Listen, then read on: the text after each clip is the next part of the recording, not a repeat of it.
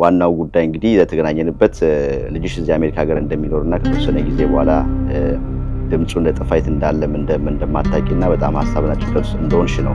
ደወለልኝ። ግን የደወለልኝ ከሆስፒታል ነበር አሞት።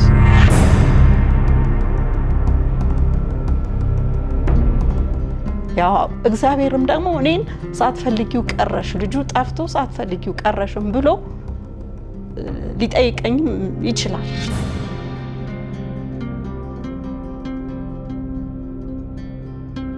የእናትን ስለ ልጆች ያላቸውን ነገር ስለ ልጆቻቸው ያላቸው በተለይም ደግሞ አንድ ልጅ እንደዚህ ላላቸው ሰዎች ያለውን ጭንቀትና መከራ በጣም ሁላችንም እንገነዘባለን። ሰጠው እሱ ስልኩን አያነሳም እንዳለ ሶሻል ሚዲያዎቹን ዘግቷቸዋል፣ አይጠቀምባቸውም። ኑሮ እንደከበደው እዚህ ሆኖ ይነግርሽ ነበር። ከዛ ከኤፕሪል በኋላ ላይ ግን ጠፋብኝ። ሜይ ላይ አንድ መልእክት ደረሰኝ።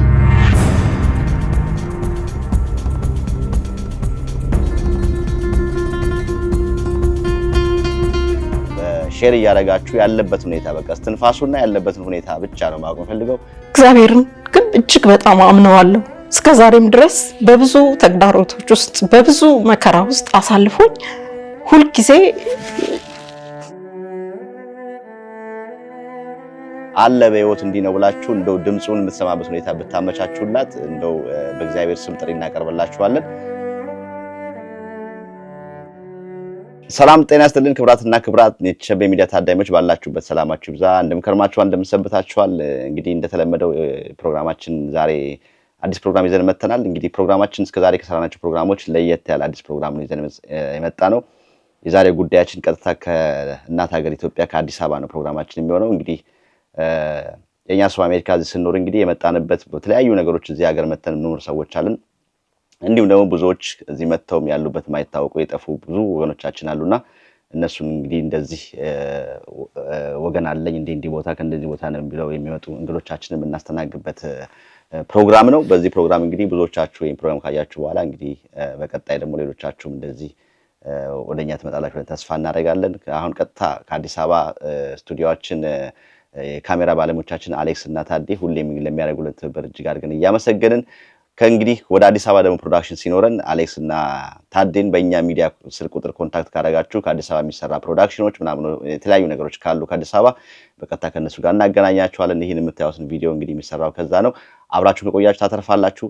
ወደ አዲስ አበባ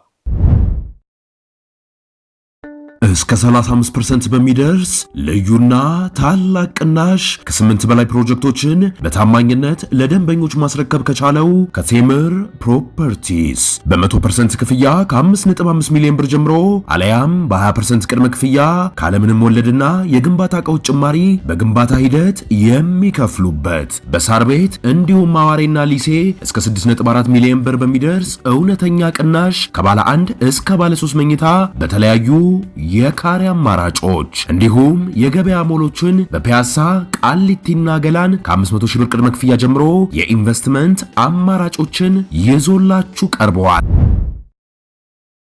ክብራትና ክብራት ተመልሰን መተናል። እንግዳችንን እንግዲህ አሁን አየር ላይ አግኝተናል። ጤና ይስጥልን እንተዋወቅ። እሺ ቸቤ እንዴት ነህ? እኔ ስሜ ገነት ገሰሰ ካሳ እባላለሁ። እድሜ 53 ነው። የአንድ ወንድ ልጅ እናት ነኝ። ጥሩ። አሁን የት አካባቢ ነው የምትኖሪው? አዲስ አበባ ነዋሪ ነሽ ወይስ ከሌላ ክፍለ ሀገር ነው መተሽ ያገኘነሽ? አሁን አዲስ አበባ ነው የምኖረው። እኔም አዲስ አበባ ከመጣሁ 3 አመት ሆኖኛል። በእርግጥ ከመጀመሪያም የአዲስ አበባ ልጅ ነኝ፣ ግን ደግሞ በስራ ምክንያት ለ10 አመት ሆሳና ከተማ ነው የነበርኩት። እዚህ አዲስ አበባ ደግሞ ከመጣሁ 3 አመት ሆኖኛል። በእነዚህ አመታት ውስጥ በ19 አመቴ ነው ስራ የጀመርኩት ከባልቻ ሆስፒታል። ከዛ ደግሞ በተለያዩ የግል ድርጅቶች ውስጥና መጨረሻ ላይ ደግሞ ለ15 ወይም 16 አመት አካባቢ ደግሞ በየንብ ኢንተርናሽናል ባንክ ሰራተኛ ነበርኩኝ። ከአዲስ አበባም ወደ ክፍለ ሀገር ማለትም ወደ ሆሳና ከተማ የሄድኩት የባንክ ሰራተኛ ሆኜ ነው። በባንክ ውስጥ እንግዲህ ከቢሮ ጸሐፊነት እስከ ስራ አስኪያጅነት ስራ ሰርቼ ስራ ሰራ ቆይቻለሁኝ እና ልጄ ወደ አሜሪካ ከሄደ በኋላ ነው ወደ አዲስ አበባ ስራም ተቀይሬ የመጣሁት ማለት ነው። ወደ ክፍለ ሀገርም ሄድኩት ያው ልጄን ከልጅነቱ ጀምሮ እስከ 2 አመቱ ድረስ ከአባቱ ጋር ነበርኩኝ። ከዛ በኋላ ከ2 አመቱ በኋላ ግን ብቻዬን ነው ልጄን ያሳደግኩት። ተለያይታችሁ ነው ከአባቱ ጋር? አዎ ተለያይተን ነው። ከ2 አመቱ በኋላ ግን ልጄን ብቻዬን ነው ያሳደግኩት ከእግዚአብሔር ጋራ። እግዚአብሔር እጅግ በጣም ነው ልጄን ከፍጥረቱ ጀምሮ ገና ከማርገዜም ጀምሮ ልደታ አካባቢ ነው የነበርኩትና ገና ከማርገዜም ጀምሮ ለመድኃኔዓለም ቤተክርስቲያን ሄጄ ልጄን ክርስትና የምሰጠው ላንተ ነው ብዬ ለመድኃኔዓለም ተስዬ በእርግጥም ደግሞ ክርስትና የሚያስነሳሁት መድኃኔዓለም ቤተክርስቲያን ነው ልደታ የሚገኘው ቤተክርስቲያን። እንዳጋጣሚ ሆኖ ምጤ ሲመጣ እንደ ሰው 3 ቀን ነበረ ያማጥኩት። ከባድ ምጥ ነበረ፣ ግን እግዚአብሔር ደግሞ ለምክንያት ነበረ ያደረገው። አጋጣሚ መስከረም 18 ነበረ ልጄን የወለድኩት። ስሙንም አማኑኤል ይባላል። አማኑኤል ዮሴፍ ገብረ እግዚአብሔር እና ክርስትና ቀን ሲቆጠር ደግሞ የአመቱ መድኃኔዓለም ጥቅምት መድኃኔዓለም ማለት ነው። ያማለት ነው ከዛሬ 24 አመት በፊት ከትላንትና ማለት ነው። ትላንትና ያለፈው ጥቅምት ወር ላይ ከ24 አመት በፊት ማለት ነው ክርስትና ያስነሳሁት እና የልጄ ስሙ አማኑኤል ነው። ትርጉሙም ደግሞ እግዚአብሔር ከኛ ጋር ነው። እውነትም ደግሞ አላሳፈረኝም እግዚአብሔር። እስከ አሁንም ድረስ እግዚአብሔር ከኛ ጋር ነበር፣ ከኔም ከልጄም ጋር። ያው ልጄን ሳሳድገው በአብዛኛው ከእግዚአብሔር ቀጥሎ ከኔ ቀጥሎ ደግሞ ዙሪያዬ ላይ ያን ያህል የስጋ ዝምድና የሌለን በህይወት ገጠመኝ ያገኘኋቸው ሰዎች በጣም ይደግፉኛል። በዛ ነው ያሳደግኩት። እኔም ደግሞ አሁን በነገርኳችሁ ታሪክም ገጠመኝ በህይወት ዘመኔ ጠንካራ ሰራተኛ፣ በህይወትም ደግሞ ለችግር ፊት ማልሰጥ፣ ከዛ ይልቅ ግን ችግርን ከእግዚአብሔር ጋር ሆኜ የማልፍበትን መንገድ የምፈልግ ጠንካራ ሰው ነበርኩኝ እስከ አሁኑ ድረስ ማለት ነው። ጥሩ እንግዲህ ዛሬ ዋናው የተገናኘንበት ጉዳይ ያው እንግዲህ 1-2-3 ሳምንት ይሆናል ካንቺ ጋር ማውራት ከጀመርን። ያንቺም ስልካችን አፈላልገሽ እዚህ አሜሪካ ውስጥ የምናደርገውን የምንንቀሳቀሰው ነገር የኛ ቪዲዮ ተመልክተሽ እንደው ቢያግዙን ወይ ደግሞ በተለያዩ ሰፋ ያለ ቦታ ላይ 2-3 ሰው የተወሰነ ሰዎች ጋር ከሚደርስ እንደው በመላው ዓለም ማለት ይችላል በተለይም በዚህ በምንኖርበት በሰሜን አሜሪካ እንዲህ አይነት ቪዲዮ ቢሰራ ብዙ ሰዎች ጋር ሊደርስ ይችላልና ለዛ አሁን አንቺ ላለሽበት ነገር ችግር መፍትሄ ማፈላለግ ይመቻል በሚል ነው ወደዚህ እንትን ያለውና ዋናው ጉዳይ እንግዲህ የተገናኘንበት ልጅሽ እዚህ አሜሪካ ሀገር እንደሚኖርና ከተወሰነ ጊዜ በኋላ ድምጹ እንደጠፋይት እንዳለም እንደማታቂና በጣም ሐሳብና ጭንቀት ውስጥ እንደሆንሽ ነው ዋናው የተገናኘንበት ጉዳይ አይደለም? እውነት ነው። የት አካባቢ ተወልዶ ያደገው? ምክንያቱም አሁን ሚዲያው እንግዲህ እንዳልሽው ሚዲያ ላይ ከወጣ ሰፋ ስለሚል ከልጅነት ጀምሮ ከኤሌመንተሪም ከሃይስኩልም አብሮት የተማሩ ሰዎች እንግዲህ አጋጣሚ ሆነው እዚህ ሀገር ይኖራሉና እነሱም እንግዲህ የነሱም የራሳቸው የሆነ ኢንፎርሜሽን ይኖራቸው ስለሚችል ከኋላ ከባክግራውንዱን ጀምርና የት አካባቢ ነው የተማረው ያደገው ሃይስኩልስ የተማረው ከዛ በኋላ ደግሞ እንዴት ወደዚህ ሀገር እንደመጣ እንገባለን። እንደው የተወሰነ ሰው አሁን እኛም እዚህ ባለንበት ሃይስኩል የተማርን ምናምን ሰዎች በሆነ አጋጣሚ ታገኛለሽና አሁን ደግሞ ጊዜው ሶሻል ሚዲያ ነው፣ ፌስቡክ አለ፣ የተለያዩ ሶሻል ሚዲያዎች አሉና እንግዲህ የሆነ ሰው የሆነ ቦታ ላይ ሊያውቀው ይችላልና እንደው ከስር ጀምረ ይሄ ልጅ እኮ እንደዚህ ትምህርት አብሮኝ የተማረው አሁን ከዚህ በፊት የሰራናቸው ቪዲዮዎች ካይሻቸው እነ ሄኖክን ቪዲዮዎች ስንሰራ ብዙዎች እንደዛ እያሉ ነበር የመጡት። እንዴ አብሮኝ ተምረዋል፣ እዚህም ስራ ቦታ ላይ አብሮኝ ሰራ ነበር ከስንት ዓመት በኋላ ባለፈው አንድ ሬስቶራንት ነው የሬስቶራንቱ ባለቤት እንደውም እዚህ ኮሌጅ እኮ እኛ ጋር አብረን እንማር ነበር ምናምን አሉና የትኛው ቦታ ላይ የትኛው ማን እንደሚያገኘው ማን እንደሚያውቀው አይታወቅምና ሰፋ ብናረገው ብዬ ነው። እሺ እንግዲህ አዲስ አበባ ልደታ አካባቢ ነው የወለድኩት ቅድም እንደነገርኩ። ከዛ አጸደ ህጻናትም እዛው እኔም አጋጣሚ ሆኖ አብዮት አደባባይ አካባቢ ስለሆነ ፍላሚንጎ አካባቢ ስለነበረ ምሰራ ተከራይተንም ነው እዛ ስለነበረ አጸደ ህጻናት እንደጨረሰ እንዲማርልኝ የምፈልገው ጎበዝም ከመሆኑ የተነሳ ሴንት ጆሴፍ ነበረ አቅራቢያችንም ስለነበረ እና ሴንት ጆሴፍም ደግሞ ለመግባት ጎበዝ መሆን ነበረ የሚጠበቅበት እና እሱም የትምህርት ቤቱን ፈተና በጥሩ ሁኔታ አለፈ። ካለፈ በኋላ ደግሞ ወደ 180 ልጆች አለፉ እና ትምህርት ቤቱ ደግሞ በወቅቱ 50 ተማሪ ብቻ ነበር የሚቀበለው። ከ50ው ደግሞ አሁንም ማረሳውም 31ኛ ወጥቶ ማለት እድል ፈንታው ማለት ነው። ከፈተናው ቀጥሎ ሎተሪ ነበረ። ሎተሪው 31ኛ ወጥቶ የሴንት ጆሴፍ ትምህርት ቤትን ተቀላቀለ። እስከ 6ኛ ክፍል ሴንት ጆሴፍ ነበር የሚማረው እና እስከ 6ኛም ክፍል እኛም ሳንቸገር ነበር። ከ6ኛ ክፍል በኋላ ግን ቅድም እንዳልኩ ወደ ሆሳና ከተማ ሄድኩኝ። ወደ ሆሳና ከተማ ደግሞ የሄድኩት ያው አዲስ አበባ ለኔና ለሱ በጣም ውድ ስለነበረች እኔም ደግሞ ብቻዬን በወቅቱ ኑሮን መገዳደር ስላልቻልኩኝ ስለነበረ ስፔሻሊ ደግሞ በቤት ኪራይ ምክንያት ማለት ነው ከልጄ ጋር የሴንት ጆሴፍንም ትምህርት አቋርጦ ሆሳና ከተማ ሄድን ማለት ነው። እዛ እስከ 9 ድረስ እዛ ነበረ። ከዛ በኋላ ደግሞ ሃይ ስኩልን የጨረሰው ወይም ደግሞ 12ኛን ክፍል ደግሞ የተፈተነው እዚህ ካሉ ቤተሰቦች አሉኝ። ቅድም እንደነገርኩ በህይወት ዘመን ያገኘኋቸው መልካም እህትና ቤተሰብ የሆኑ ሰዎች እነሱ ጋር ሆኖ እኔ ሆሳና ሆኜ 12ኛ ማትሪክን የጨረሰው አዲስ አበባ ነው። አዲስ አበባ ደግሞ ማትሪክን እንደጨረሰ የባህር ዳር ዩኒቨርሲቲ ጆይን አረገ ማለት ነው እና የባህር ዳር ዩኒቨርሲቲ 3ኛ ዓመት ድረስ ተምሯል። 3ኛ ዓመት ድረስ ተምሯል እና በወቅቱ እዛ በነበረው የጸጥታ ችግር ምክንያት በጣም ቶሎ ነበረ ኑ ይባላሉ። ከገቡ በኋላ ደግሞ ወደ ዩኒቨርሲቲ ችግር ይሆንና ወደ ቤት ይላካሉ፣ ይመጣሉ። ከእንደገና ደግሞ እንዲሁ ይጠራሉ፣ ይሄዳሉ። በዛ ጊዜ ይሄኛው አንዱ ምክንያቱ ነው። ሁለተኛው ደግሞ እሱ ከልጅነቱ ጀምሮ መማር የሚፈልገው ሶፍትዌር ኢንጂነሪንግ ነበረ። እናም ኢንጂነሪንግ ዲፓርትመንት ውስጥ ነበር የገባው። ግን ኢንጂነሪንግ ዲፓርትመንት ውስጥ ደግሞ ከገባ በኋላ ስፔሲፊክ ሆኖ ሲመድቡት የጨርቃ ጨርቅ ኬሚካል ኢንጂነሪንግ ዲፓርትመንት ውስጥ ነበር። እናም በዛም ዲስካሬጅ ሆኖ ነበር።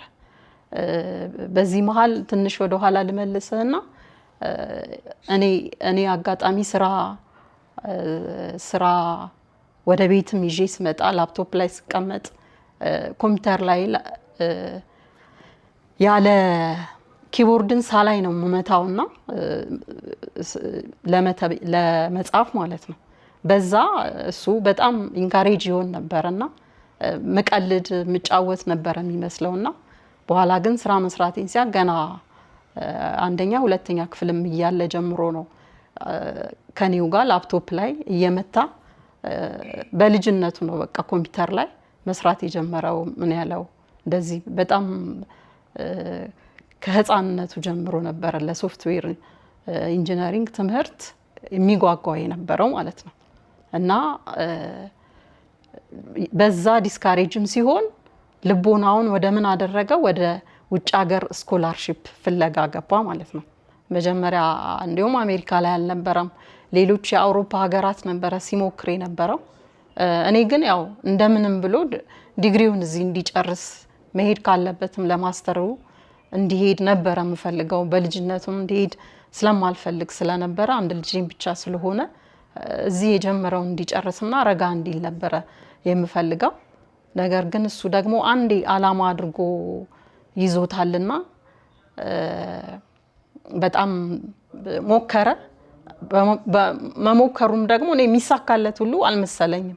ስፔሻሊ አሜሪካን ሀገር እድሉ መጥቷል። የትምህርት ቤቱ ፓርሻል ስኮላርሺፕ ፈቅዶልኛል። የተወሰነውን ደግሞ በስቱደንት ሎን አድርጌ ይመቻቻል ነው ያለው። እና ሲጀመር ቪዛ እንዴት ነው ለአንተ አሜሪካን ኤምባሲ የሚመታልህ እያልኩኝ በጣም ነበረ የምጨቃጨቀውም ማልደግፈውም ምናምን ነገር ማለት ነው። ነገር ግን አንድ ዙር ገባ፣ ከለከሉት። ሁለተኛው ላይ ግን ገባ፣ ተሳካለት ማለት ነው። እና ሲሳካለት ያው እኔ እንዲያውም ይቅርታ ጠይቄዋለሁ። እኔ ይሳካልሃል ብዬ አላስብም ነበረ ብዬ ከዛ ሰዓት በኋላ ሰፖርት ማድረግ ጀመርኩኝ። ያው ሰፖርት አረኩት ማለት ይሄን ያህል ከኔ ብዙም የተፈለገ ነገር የለም። የመሄጃውን ትኬት መቁረጥ ያህል ብቻ እንጂ ብዙም የተቸገረው ነገር የለም። እና በዛ መልኩ ነበር የሄደው። ከሄደም በኋላ ደግሞ እዚህ ላይ ምንድነው ሲሄድ ደግሞ እቺ ለፓርሻል ከተፈቀደችለት ውጪ እሱ ሊከፍል ለሚገባው የትምህርት ቤት ክፍያ ስቱደንት ሎን አመቻቹለት። እዛው አሜሪካን ያሉ የአበዳሪ ባንኮች ወይም አበዳሪ አካላቶች ለዛ ኮሳይነር ያስፈልግ ነበረ። ኮሳይነር ደግሞ ልናገኝ አልቻልንም። ዘመድም በአሜሪካን ሀገር ውስጥ ማንም አልነበረንም። ላስቸግረው የሚችል ሰው ማንም አልነበረም። ግን እንዳጋጣሚ አንድ መልካም ሰው ሆሳና ላይ ቤተሰብ ሊጠይቅ መጥቶ በ5 ደቂቃ ተገናኘን። በጣም ጥሩ ሰው ነው። በሰው አግኝተነው ነው ፈቀደልንና ምንም ችግር የለም ምን ልርዳችሁ አለ። አይ ኮሳይነር እንድትሆነን ነው እንደዚህ ስኮላርሺፕ አግኝቷል አልነው። ወዲያው ከአማን ጋር ተዋወቁ። ከአማን ጋር አብረው ሆኑ። የሲያትል ነዋሪ ነው አማን። እዚህ ከመጣ በኋላ ማለት ነው? አይ እዚሁ አዲስ አበባ ገና እዚሁ ከመሄዱ በፊት ማለት ነው። ከመሄዱ በፊት ነው ኮሳይነር ሁሉን ነገር እዚህ ጨርሶ ነው ሄደው። እዚህ ነው ጨርሶ የሄደው። ፈረመለት። ከፈረመለት በኋላ ሳምንት ይቀረው ነበር። ከሳምንቱ በኋላ እሱ ሄደ። በኢትዮጵያ 2000 ኦገስት ነሐሴ 4 2014 ላይ ማለት ነው። ከ3 ዓመት በፊት አማን ከኢትዮጵያ በኢትዮጵያ 2014 ነሐሴ 4 2014 ላይ ወደ አሜሪካ ሄደ። ሚዞሪ የሚባል ትሩማን ስቴት ዩኒቨርሲቲ ውስጥ ነው። ቀጥታ ወደ ዩኒቨርሲቲ ነው ከጓደኞቹ ጋር የገቡት። እዚህ እዛ ያለ ያፈራቸው የሚያውቃቸው ጓደኞች ነበሩት ሲመጣ ወደዚህ ወይስ? አዎ ከዛ ማለት ስኮላሩ እንደደረሳቸውና ቪዛ ከተመታላቸው በኋላ እዛ በኦንላይን ሁሉም ይተዋወቁ ስለነበረ ኢቭን ወደ 4 ልጆች ከኔ ልጅ ጋር 4 ልጆች አንድ ላይ ነው በአንድ ፕሌን ከዛ ከአዲስ አበባ አብረው ከአዲስ አበባ አንድ ላይ ነው የበረሩት ወደ ዩኒቨርሲቲው ማለት ነው። እናም መጀመሪያ ላይ የመጀመሪያውን ሴሚስተር ያው ቅድም ያልኩ የትምህርት ቤትም የሎን የወሰደው የአንድ ሴሚስተር ነው እና እቅዳቸው ምንድነው እዛ የመጀመሪያውን ሴሚስተር ዩኒቨርሲቲ ውስጥ ይቆያሉ። ከዛ ቀጥሎ ደግሞ ሌላ ከተማ ላይ ሄደው እየሰሩም እየተማሩም ትምህርት ቤቱን ትራንስፈር ሊያረጉ ነበር እቅዳቸው። እንደሆነም ደግሞ ቅድም እንዳልኩ ያ ኮሳይነር የሆነው ሰውም ረድቶት ወደሱ ከተማ እንዲሄድ አድርጓል። ያንን 4 ወር ነው 5 ወሩን ሲጨርሱ ከነሐሴ እስከ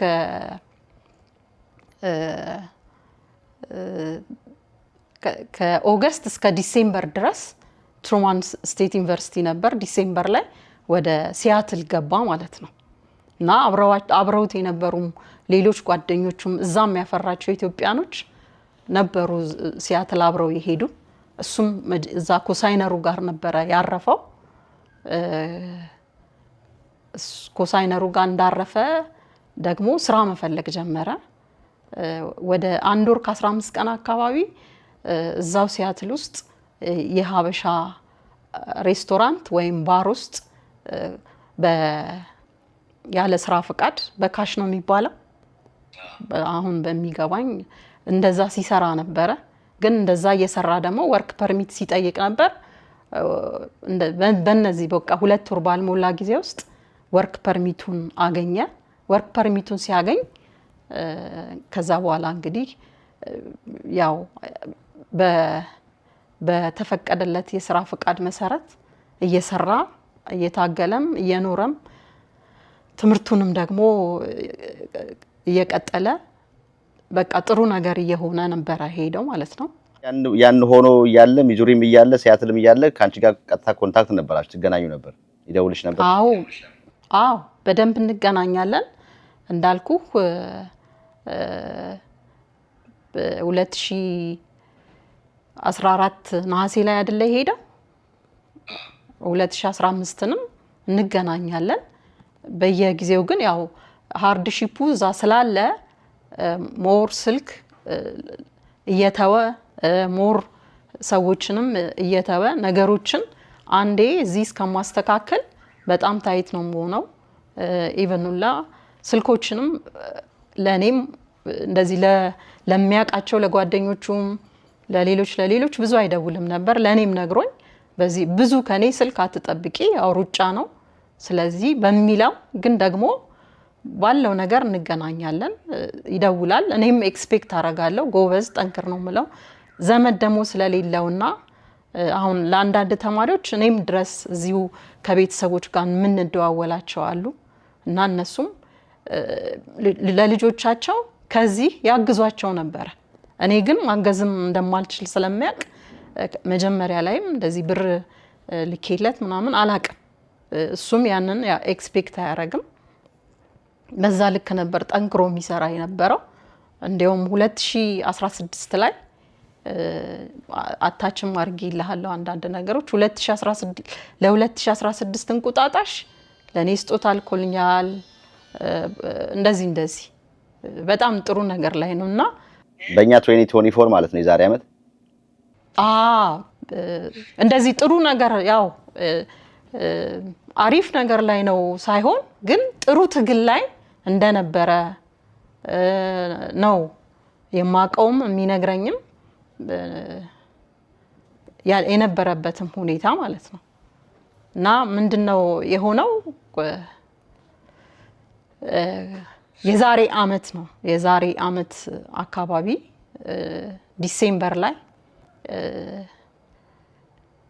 ትንሽ ጠፋ ያለ መምጣት ጀመረ እና የሚጽፋቸው ነገሮች አጫጭር መሆኑን ጀመሩ እና እኔም ደግሞ ድንገት በቃ እዛ ሀገር ከባድም ከሆነ ተመልሰን ቢሆን ብትመጣ ኑሮ እንደከበደው እዚህ ሆኖ ይነግርሽ ነበር በአለም ላይ በከፍተኛ ደረጃ የሥራ ዕድል ያለውን የሳይበር ሴኩሪቲ ሙያ መቀላቀል ይፈልጋሉ መልሶ አው ከሆነ በአሜሪካ ሜሪላንድ ስቴት የተመዘገበውን ኦንላይን ትሬኒንግ የሚሰጠውን አዲስ ሳይበር እናስተዋውቁ ለሙያው ጀማሪ ከሆኑ ለ3 ወር በሚቆየው ስልጠናችን $399 ብቻ በመክፈል የሰርቲፋይድ ኢን ሳይበር ሴኩሪቲ ሰርቲፊኬሽን ባለቤት ይሁኑ ስለ ስልጠናው በቂ ግንዛቤ እንዲኖሩት የ1 ሰዓት ኢንትሮዳክተሪ ሴሽን በነፃ አዘጋጅተናል ለተጨማሪ መረጃ ዌብሳይታችንን www.addiscyber.com ይጎብኙ አዲስ ሳይበር ትሬኒንግ ሴንተር ኑሮ ከባድ ሳይሆን ትግል አለው ምናምን ነው እንጂ እንደዚህ ከባድ ነው ሳይሆን በቃ ትግል አለው ነገሮችን አንዱ ካንዱ እስከሚስተካከሉ ድረስ ነው የሚያወራኝ እና እሱ እንደውም ሐሳቡ በቃ ነገሮችን በደንብ አርግ ያስተካክዬ እኔ ማስበው ምጨነቀው ላንቺ ነው እና አንቺ እዚህ እንኳን ስትመጪ የጉልበት ስራ እንድትሰሪ ሳይሆን የተሻለ ነገር እንድታረጊ ነው መመኘው አይነት ብሎ ነው ፕላን የሚያረጋው የነበረው ማለት ነው ግን የዛሬ አመት አካባቢ ዲሴምበር ላይ ደወለልኝ ግን የደወለልኝ ከሆስፒታል ነበር አሞት ትርፋንጀት ሆኖ የግድ ኦፕሬሽን ማድረግ ነበረበት እና እሱ ጋር ነው በቃ ሲጀምር ችግሩ እና ለቀናት ሆስፒታል ውስጥ ነበረ ይመስለኛል። ኢንሹራንስም ስለሌለው ቢል በሱ ነበር መሰለኝ የሚመጣው እና እኔም ስላመመው በጣም ከፋኝ፣ አዘንኩኝ። በዛ ጊዜ ነበር እንዲያውም እንዲመጣም በቃ ካልሆነ ወይ ተወውና ግድ የለም ናና እዚህ እንደ አዲስ እንጀምራለን፣ ምንም ችግር አይኖርም፣ ያናለ የተትረፈረፈ ኑሮን ባንኖር የምንችለውን ግን መኖር እንችላለን በሚል እሳቤ እነግረውና አስረዳው የነበረው። ያንን ያው እንትን አይልም፣ ግድ የለም ይስተካከላል፣ አሁን እኔ እንዳሰብኩት አለመሆኑ ነው የሚያናድደው ነበር የሚነግረኝ። ከዛም ከእረፍት ማረፍ ነበረበት ሐኪም እንዲያርፍ የነገረው። ቤቱ ሄዶ አርፎ ተመልሶ ስራ ጀምሮ ነበረ። መኪናም ገዝቶ እንደነበረ ነግሮኛል።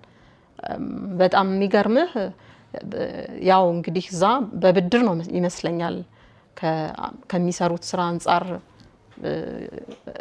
የሚገዛው ይመስለኛል። ዴሊቨሪ ስራ ይሰራሉ ይመስለኛል። በተቀጥሮ ደግሞ ፓርኪንግ ሎት ነው የሚባለው እዛው ሲያትል አካባቢ ወደ ኤርፖርቱ አካባቢ ያለ ትልቅ ኤርፖርት ሎት የመኪና ፓርኪንግ ሎት ውስጥ ይሰራል የነበረው። ረጅም ጊዜ እዛ ነበር ሲሰራ እንዲሁም የነበረው። ሁለተኛውን ስራ ነው አንዳንዴ ስቶር፣ አንዳንዴ የአየር መንገድ ይሄ የፉድ ፓኬጂንግ የሚሰራበት ያለበት አይነት እና ስራው ቦታም ሆኖ ይደውልልኛል፣ ቪዲዮ ኮል ያደርግልኛል። ለእረፍት ለሽንት ለምናምን እረፍት ሲኖረው በሚችል ሰዓት ይደውልልኝ ነበር እና እንደዛ ነበረ የሚሰራው። ከዛ ከታመመበት ጊዜ በኋላ ነው በቃ ችግሩ የጀመረው እና ከዲሴምበር ላይ አመመው። ከዛ ከረፍት በኋላ በቃ አሁን ስራ ጀምራለሁ፣ ችግር የለም፣ ያለውንም ነገር በየጊዜው እንትልሻለሁ ይል ነበረ። ከዛ ግን ድምጹም እየጠፋ ሚሴጁም አጫጭር እየሆነ እኔ ደግሞ ይመስለኛል የእናት አንጀት የሚባል ነገር አለ ውስጤም በጣም ይረብሸኝ ነበረ። ሲጠፋ በጣም ይጨንቀኝ ነበረ። በጣም ከባህሪ ውጪ እስከሆን ድረስ ቅድም እንደ የነገርኩ ባህሪዎች ሁሉ ጥንካሬ ምናምን ሙሉ ነገር ዜሮ ሆኖ በቃ ከእግዚአብሔርና በቃ እግዚአብሔር አለ አብሮኝ፣ እግዚአብሔር ይደግፈኛል። ከዛ ውሃ ነው የምጠጣው፣ ምግብም በግድ ነው የምበላው። የስራ ፍላጎት የለኝም፣ የምንም ፍላጎት የለኝም። 24 ሰዓት የምጠብቀው እሱን ነው። ትክክል ላልሆን እችላለሁ፣ ግን ደግሞ ውስጤ ነው፣ እኔ ሳልሆን ውስጤ ነው ያንን የሚያዘኝ የሚሰማኝ ያ ስሜት ነው። እንደዛ በሆነበት የሆነ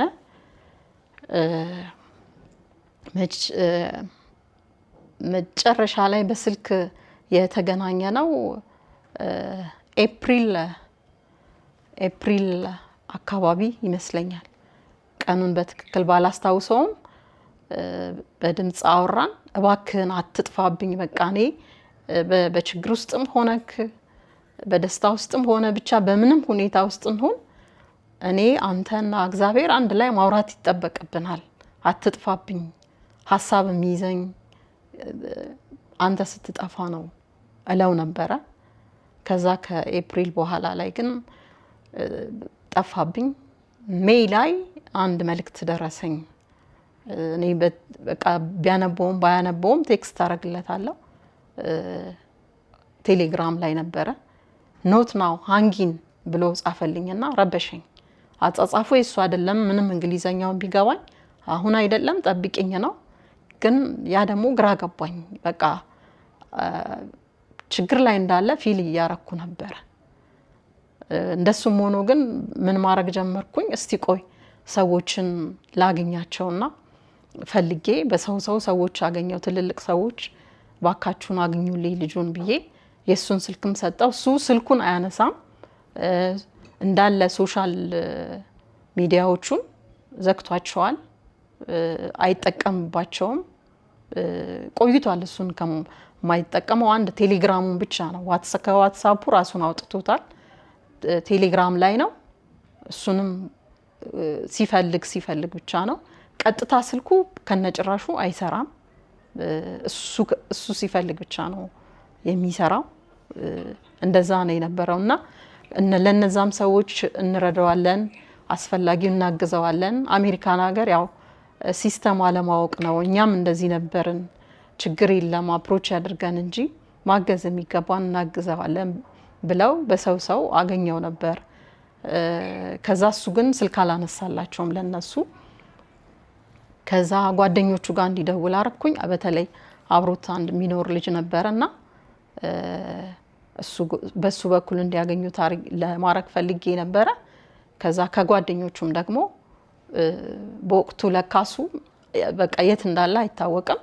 ቤት ኪራይም ከቤትም ለቋል ከነበረበት፣ ስልኩም አይሰራም እንደዚህ ማለት ነው። ከዛ ከግንቦት በኋላ ጁላይ ላይ ሃንጊን ዋን ሞር መንዝ ብሎ ጻፈልኝ ቴሌግራም ላይ። ወዲያው ነበር 24 ሰዓት በቃ ለሱ ብዬ ስልኬን ይዛት ነበረ። ነገር ግን ያችን ሜሴጅም እንዳገኘው ወዲያው ጽፍለት እሱ ወጥቷል፣ ያችን ጽፎ ማለት ነው አልነበረም። እና ጓደኞቹም የቻሉትን ፈለጉ፣ ሊያገኙት ሊኖር ይችላል ብለው ያሉት ቦታ ሞከሩ፣ ግን ሊያገኙት አልቻሉም። ሊመልስላቸውም አልቻለም። ለኔም እንደዛው ማለት ነው። ይሄ ሁሉ ሆነና መጨረሻ ላይ እና እኔ እንደዚህ ሰዎችም ዙሪያዬ ላይ ያሉ በጣም መልካም ሰዎች አሉ። ግድ የለሽም ያለው አሜሪካን ሀገር ነው፣ ምንም አይሆንም፣ ወጥሮ እየሰራ ሊሆን ይችላል፣ አማን ጥሩ ልጅ ነው፣ አማን ጎበዝ ልጅ ነው፣ ይታገላል እንጂ በቃ ጊዜ ስጪው፣ ፋታ ስጪው። ጓደኞቹም ጥንካሬውን ብቻ ነበረ የሚያውቁት የነበረውና ግድ የለሽም አንቺ እንደ እናት ቶሎ እንድታገኙ ስለፈለግሽ ሊሆን ይችላል እንጂ አማን ምንም አይሆንም፣ በቃ ጠንካራ ልጅ ነው፣ እንደዚህ ነበረ የሚሉኝ። እኔ ደግሞ ውስጤ የሆነ ነገር ይሰማኝ ነበር። በዛ ሁሉ መሀል ደግሞ እንዳጋጣሚ ያንተም ፕሮግራም አያለው። መጀመሪያ የሄኖክን አየው። የሄኖክም እግዚአብሔር ይመስገን ረጅም ዓመትም ቢቸገር ከእግዚአብሔር ቀጥሎ ባንተም እርዳታ በሌሎች መልካም ሰዎች እርዳታ መልካም ሁኔታ ላይ ሲሆን አየን። እኔም አየውና በሄኖክ ውስጥም የኔ ልጅ ነበር ማስበው ማየው። ከሄኖክ የባሰ ደግሞ እንደገና እኔ በተጨናነኩበት ጊዜ የዳኒን ፕሮግራም ሳይ በቃ ዳኒን እንደኔ ልጅ አድርጌ ነው ያየሁት። ዳኒ እንዲያውም ረጅም ዓመት አሜሪካን ሀገር ኖሯል። ኦልሞስት ሲቲዝን ነው፣ ሕክምና ኢንሹራንስ አለው እና እሱ እንደዛ ሆኖ ማየት በጣም ያሳዝን ነበርና የኔ ልጅ ደግሞ የባስ ተማሪ ነው፣ የሕክምና ኢንሹራንስ የለውም፣ መኖሪያ ፍቃድ የለውም፣ ስራ ፍቃድ ብቻ ነው ያለው፣ ዘመድ ማንም የለውም። እንግዲህ ዳኒም በጣም ትልቁ ችግር የነበረው አጠገቡ የራሱ የሆነ የስጋ ዘመድ አለመሆን በራሱ ትልቅ ችግር ነበርና በዛ ልክ ደግሞ እኔም የኔን ልጅ ነበር ያሰብኩት። ይሄን ሁሉ እያሰብኩኝ አሁን ኦክቶበር 13 ላይ በስልክ ሳይሆን በፌስታይም በጉግል አካውንቱ በፌስታይም እኔ ጋር ሌሊት ላይ ደወለልኝ ማለት ነው። እና እናትዬ ሲጠራኝ እናትዬ ብሎ ነው የሚጠራኝ። ይቅርታ እንድትረጋጊ ብቻ ነው የደወልኩልሽ አሁን እና እነዚህን ወራት ችግር ላይ ነበርኩኝ፣ ብዙ ነገር ሆኜ ነበረ። እሱን ምነግርሽ ቀስ ብዬ ነው፣ አሁን አልነግርሽም። ያለኝን ሁኔታ እዚህ ያለኝን ሁኔታ ሴትል አድርጌ ወደ ኢትዮጵያ መምጣት ነው የምፈልገው እና አሁን ምን ነበርክ፣ ምን ሆንክ፣ እንዴት ነበርክ ምናምን ብለሽ እንዳትጠይቂኝ፣ በራሴ ሰዓት ስነግርሽ እነግርሻለሁ ብሎ አለኝ። በቃ እኔም አንድም በጣም እግዚአብሔርን አመሰገንኩት፣ ድምጹን ስለሰማው በጣም እግዚአብሔርን አመሰገንኩት። ደግሞ እንደገና ፊልም ማረገው እንደነበረ ልጄ ችግር ላይ መሆኑን ሳቅ በቃ በጣም መሆነው ነገር ነው ግራ ይገባኝ፣ በጣም መሆነው ነገር እና ምንድነው የሆንከው የሆነውን ምንም አይናገርም። በቃ እሱን አሁን አትጠይቂኝ በራሴ ሰዓት እነግርሻለሁ አንድ ሳምንት ስጪኝ ከአንድ ሳምንት በኋላ እንትላለሁ አማን እባክህን ግድ የለህም ሰዎች አሉ በሚያግዙህ ነገር ሁሉ ሊያግዙህ ይችላሉ በሐሳብም ቢሆን በሌላም ነገር የትስ ነው ያለኸው አድራሻህንም ንገረኝ እኔ በቃ ድምጽህ በመጥፋቱ ካንተ ጋር መገናኘት ባለመቻሌ በጣም ተጨንቄያለሁ ያንተ ደህና መሆን ለኔ ትልቅ ነገር ነው እባክህን አልኩት ግድ የለሽም ቀይን ሳምንት አብሬሽ ሆናለሁ በየቀኑ ደውልልሻለሁ አሁን ከማንም አታገናኝኝ ከሳምንት በኋላ እኔ ካልቻልኩኝ ወደ አንቺ ሐሳብ እንመጣለን በሚለው ተነጋገርን እንደሚደውልልኝም ቃል ገባ በማግስቱ እንደዚሁ ደወለልኝ እኔ ዋይፋይ ያለበት ቦታ ሆኜ ነው ሲሰራልኝ መደውልልሽ አለ ግን የዛ ሰዓት ደግሞ ያወራንም ቁም ነገርም ሳናወራ ተቋረጠ በቃ እሺ በኋላ እንደቻልኩኝ early in the morning ደውልልሻለሁ ብሎ ኦክቶበር 13 14 እንደማለት ነው ከሱ በኋላ በቃ አላገኘሁትም እስካሁንም ድረስ ማለት ነው አልደወለም ለጽሁፌም አይመልስም ኢሜል ያራኩለት ነበር ኢሜል መልሶ ኢሜል ነበር ከመደወሉ በፊት ኢሜል ያደረገልኝ ኢሜሉን እኔ ያላየሁትም እንጂ ያው ኢሜሉን ያነበብኩት ከሱ ከደወለልኝ ካወራም በኋላ ነበር በኢሜሉ ያው እስካሁንም ጽፍለታል ያለው 3 ቀንም እየዘለልኩ አንድ ቀንም እየዘለልኩ አንድ ሳምንትም ዋክህን ይያልኩ እየጻፍኩለት ነው ይሄው አላቀም እና እንደ ታሪክ ይሄ ነው እና በቃ እግዚአብሔር ልጄን ያስገኝልኛል ብዬ አምናለሁ እግዚአብሔር አሁንም ይሄንን ነገር ለፈተና እንጂ ለፍርድ ያድርግብኝ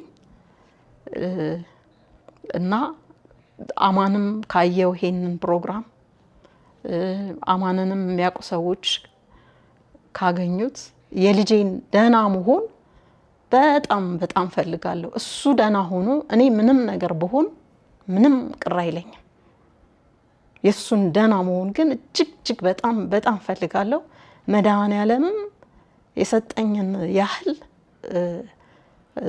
ከኔ በላይ ለእግዚአብሔር ነው ይህ ልጅ ቅድሚያ ማንነቱ ለኔ ስጦታ ነው እግዚአብሔር የሰጠኝ ያንንም ስጦታ እኔ እስካለ ድረስ በቻልኩት ችላ ማለት የለብኝም እና ልጁ ሲጠፋ በቃ ጠፋ በራሱ ጊዜ ይገኝ ብዬ ማለት ልቤ አልፈቀደም መሰሰቴ ከእግዚአብሔር በላይ ለልጄ ማሰቤ አይደለም በፍጹም ከኔ በለጠ ይህ ልጅ ለእግዚአብሔር ትልቅ ንብረቱ ነው እግዚአብሔር ከኔ በበለጠ እንደሚጠብቀው ከኔ በላይ እንደሚንከባከበው እግዚአብሔርን አምነዋለሁ ምክንያቱም ሲጀመርም ለኔ ለህይወቴ ደስታ ብሎ የሰጠኝ ራሱ እግዚአብሔር ስለሆነ ማለት ነው ግን ያው እግዚአብሔርም ደግሞ እኔን ሳትፈልጊው ቀረሽ ልጁ ጠፍቶ ሳትፈልጊው ቀረሽም ብሎ ሊጠይቀኝም ይችላል ከዛም አንፃር ልጄን መፈለግ እና ማግኘት ያለበትን ሁኔታ ማወቅ ምናልባትም እሱ በተቸገረበት ሰዎችን እንዳያስቸግር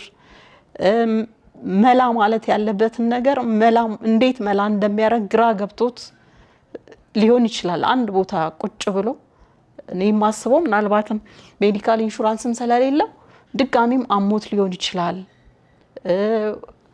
ወይ ደግሞ መኪና ውስጥ ምን አጋጥሞት ይሆን ወይ ከአሜሪካ ህግ ጋር በተያዘ ምን አጋጥሞት ይሆን ወይ ደግሞ ወርክ ፐርሚቱ አልቆ ወይ ብቻ አላቅ ግን ልጄ ችግር ላይ እንደሆነ ያው እሱም ነግሮኛል እኔም ፊል አድርጌያለሁ መላው ግን ምን እንደሆነ አላቅ እና ይሄው ነው ቸቤ ጨምራ መጣይ ክብራት እንግዲህ አማኑኤልን ፎቶዎቹን እዚህ ላይ እናስቀምጣለን እንደምትመለከቱት በጣም ወጣት ልጅ ነው እንግዲህ በልጅነቱም ያለው ነገር እና ከናቱ ሰምተናል በጣም ጎበዝ ልጅ እንደነበረ እኔ ግን ያሉኝ ጥያቄዎች እዛ ሀገር ቤት ያለ በተለይም ሃይ ስኩል ወይም ባህር ዳር ዩኒቨርሲቲ ያለ ወደ አሜሪካን ከመምጣቱ በፊት እንደው ወትሮ ከምታውቂው ልቅ የሆነ የተቀየረ አዲስ ባህሪ አምቶ ያየሽበት ነገር አለ ወይ? እዚህ ከመጣ በኋላ እንግዲህ ስፖንሰር የተቀበለው ሰው ሲያትል የነበረ ሰው አለ። ከመጥፋቱ ጋር አያይዘሽ እነሱ ጋርም እዛም ያሉ ጓደኞቹ ጋር ስትጠይቂያቸው ያለበት ሁኔታ ምንድነው አሉሽ? እነሱስ እዛ መሆኑ ደግሞ ባህሪ ለውጥ ድሮ ከነበረው የተለያየ ነገሮች ካለ እንግዲህ አሜሪካን ሀገር ሰፊ ነው፣ በጣም የተለያዩ ነገሮች አሉ። ጠንክሮ መስራት ብቻ ሳይሆን ወደ ሌሎችም ቦታዎች የሚከቱሽ ብዙ ነገሮች አሉና እንደው እነሱም ያዩበት ነገር አለ ወይ? እሱን ጠይቀሻል ወይ? አዎ ልክ ነህ። እዚህም እያለ ያው እንደማንኛውም ወጣት ልጅ መልካም ልጅ ነው። እንደዚህ አስቸጋሪ የሚባል አይነት ልጅ አይደለም አማን። ኤክሰፕት አንድ ነገር ካሰበና ከፈለገ ለዛ ነገር ለመፈለግ ያንን ነገር ለማግኘት ማንም ወደ ኋላ አይለውም፣ ሀሳቡን አትከለክለውም። ልክ አሁን አሜሪካንም ሀገር ሲመጣ እኛ ያልፈቀድንለት እኛ ያልደገፍነው እስከ መጨረሻው ሀሳቡን አላማውን ይሳካል ብሎ ማድረግ የሚገባውን ሁሉ እንደሚያደርገው ሁሉ ማለት ነው። ከዛ ውጪ ደግሞ አሜሪካንም ሀገር ከሄደ በኋላ እንደው ምናልባት ብዬ ጓደኞቹን በብዙ መንገድ ጠይቄያቸዋለሁ። ግን በፍጹም እሱ እንዲያውም በጣም እኛን የሚያበረታታ ያለ እድሜው ማቹርድ የሆነ ልጅ የሚመክረን ሀሳብ የሚሰጠን እና ምንድነው ምን እንደተከሰተ አማን ላይ ምን እንደተከሰተ ነው ግራ ይገባን። እንዲያውም እሱ የሚያስበው ስላንቺ ነው። በቃ ነገሮችን አስተካክሎ ቶሎ ብሎ ማደግ ከመፈለግ ውጪ አሜሪካን ሀገር ውስጥ እና ረጅም ሰዓት ከመስራት ውጪ ሌላ ምንም ነገር የለበትም። ፊት ለፊትም ጠይቄያቸዋለሁ። ሱስ ካለበት እንደው እኔ ማላቀው እናንተ የምታውቁት እንደዚህ ባካችሁን ግዴላችሁን ብዬ ነበር። አረ በፍጹም የሚያስብም አይደለም እንደዛ በሱ ምንም አትጠራጠሪ አይነትም ብለውኛል። ኢቭንም ይሄ ኮሳይነሩንም ሰው ጠይቄዋለሁ፣ እሱንም ጠይቄዋለሁ። እሱ ስልክ ነው ማንሳት የማይፈልገው፣ ስልክ ማንሳት አይወድም። እሱ ሲፈልግ ብቻ ነው ስልክ የሚደውልልን ነው እንጂ ከዛ ውጪ ምንም ክፉ ነገር እኔ አላየሁበትም። ኢቭን አሁን ኮሳይነሩም በቃ አንቺ ስለሱ አታስቢ፣ እሱ ደህና ነው የሚሆነው፣ ይሄኔ አላገኘውም፣ አግኝቶት አያውቅም፣ እንደጠፋብን ያውቃል፣ ግን ደህና ስለሱ አታስቢ ነው የሚለው። ግን ያው እኔ ደግሞ አንድም ፊት ለፊት ነግሮኛል እና እንግዲህ ያዩት ሰዎች አብሮት ያሉት ይሄን ያህል ብለውኛል ስለ ባህሪው። እዚህም እያለ ከልጅነቱም ጀምሮ አማን ቤት ውስጥም የቻለውን አጋዥ ነው፣ ተጫዋች ነው፣ ከሰዎች ጋር ይግባባል። ኢቭን እንዳልኩ እኔ ሆሳና ሆኜ ሃይ ስኩልን እዚህ ነው የተማረው ብያለሁ። እዚህ አዲስ አበባ ሲማር እግዚአብሔር የሰጠኝ እህት አለች። አጋጣሚም እዚሁ ከኔ ጋር ናቸው ያሉት። አሁን ሲመሽም አብረውኝ ይዘውኝ ለመሄድ ብለው እና አሁንም በተጨነቅኩበትም ሰዓት በሚገርም ሁኔታ ጭንቀቴንም ሸሽገው ያለሁት እኔ የኔን ቤት ትቼ ወደ እነሱ ቤት ነኝ ያለሁት። በጣም ጥሩ ሁኔታ ላይ ስላይደለው ማለት ነው። እና እነሱም ጋር ሲኖር እንደ አንድ ቤተሰባቸው ሆኖ እንደ አንድ ልጃቸው ሆኖ እሷ 3 ልጆች አሏት። 3 ልጆቿ ማሚ ነው የሚሏት።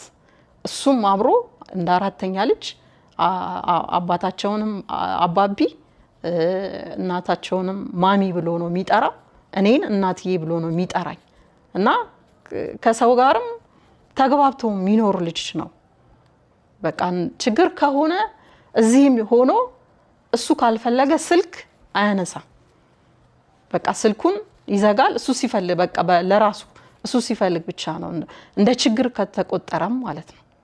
ግን ያንን ደግሞ እንደ ባህሪው ስታስበው ለዓላማው በቃ እሱ ይሄ ነው ዓላማዬ ብሎ ካለ ለዓላማው ብሎ የሚያረጋው አይነት ነውና እንደዚህ ክፉ ነገር ብለህ የምትልበት ወይም ክፉ ሱስ ብለህ የምትልበት ነገር የለም።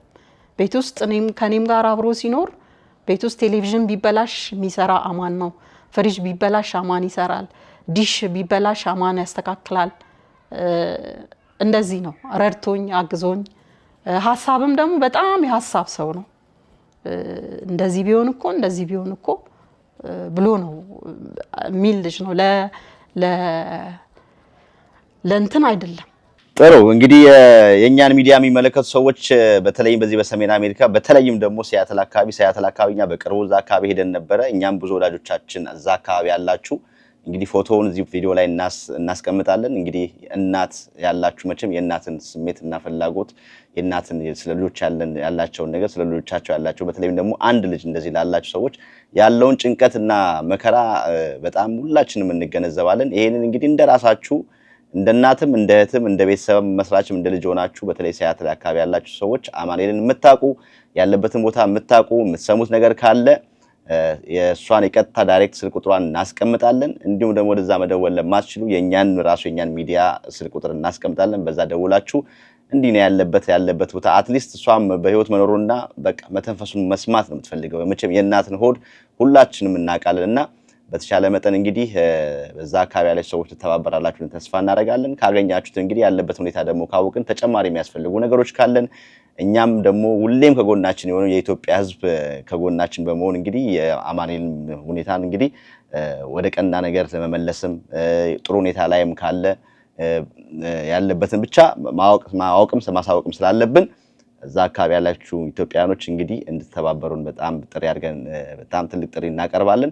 ከዛ ውጪ ደግሞ ተጨማሪ እንግዲህ እንደናትም ሆና ያሳደገችው ሃይ ስኩል አብሮ የተማሩት የሶስት ልጆች እናት ያጠገብሽ አለች። እሷም ደግሞ ትንሽ ስለ አማን የምትለን ነገር ካለ በተለይም ደግሞ ዋናው ኤጅ ላይ ነው የሃይ ስኩል እድሜ ላይ ነው እሷ ጋር የነበረውና ብዙዎቻችን ደግሞ የጸባይ መቀየር ምን ጀምረው ሃይ ስኩል ላይ ነው የተለያዩ ነገሮችና እስቲ እዛች የነበረችው ሞመንት ላይ ያለውን ነገር ትንሽ ነገር ትንገረን እስቲ እንተዋወቃት በዛው ማስመረተን።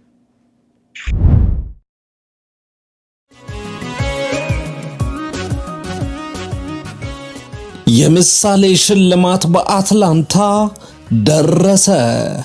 የዘንድሮ ደግሞ ይለያል። እነሆ የአፍሪካ ኩራት የሆነው የኢትዮጵያ አየር መንገድ የምሳሌ አዋርድ የፕላቲኒየም ደረጃ ስፖንሰር ሆኖ የምሳሌን ቤተሰብ ተቀላቅሏል። በአትላንታ የሚገኙ ተቋማትም ለዚህ ታላቅ መድረክ በአጋርነት እየመጡ ነው። ታላቁ ተወዳጁ ድምፃዊ ፀሐይ ዮሐንስ ከዘንድሮ ልዩ ተሸላሚዎቻችን አንዱ መሆኑን ስንገልጽ ታላቅ ክብር ይሰማናል። ዲሴምበር 14 2025 በ720 ሃምብሪክ ሮድ በሚከናወነው የሽልማት ፕሮግራም ብዙ አስደናቂ ነገሮችን ይመለከታሉ። ይምጡ፣ ምሳሌዎቻችንን እናመስግን፣ ተተኪ ተምሳሌቶቻችንን እንፍጠር። የመግቢያ ዋጋው ልዩ የራት ግብዣና የኢትዮጵያ ደርሶ መልስ ትኬት ዕጣን ጨምሮ $30 ብቻ።